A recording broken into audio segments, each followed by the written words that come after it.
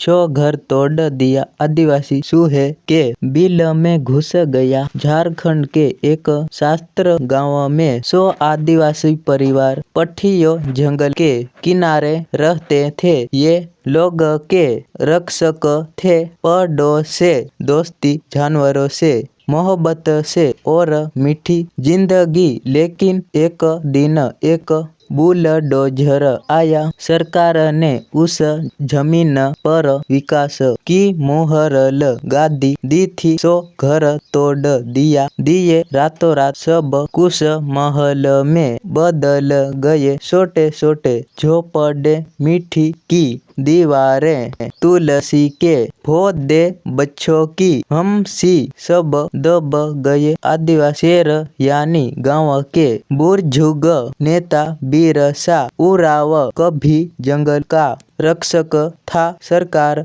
और कंपनियों से सीधा टकरा जाता था, मगर इस बार वह भी खामोश था। आदिवासी शेर चूहे के बिल में घुस गया। गांव के लोग रहते थे। बिरसा अब चुप क्यों है? कुछ बोले उससे धीमी मिली कुछ ने कहा, शायद थक गया है। वो जो सभी सभा करता था अब कोने में बैठा रहता। एक दिन एक बच्चा करमा आकर बोला, बाबा तुम तो कहते थे शेर कभी बिल में नहीं जाता, फिर आज क्यों चुप हो? बिरसा ने उसकी आंखों में देखा। वहाँ डर, नंदी, उम्मीद थी।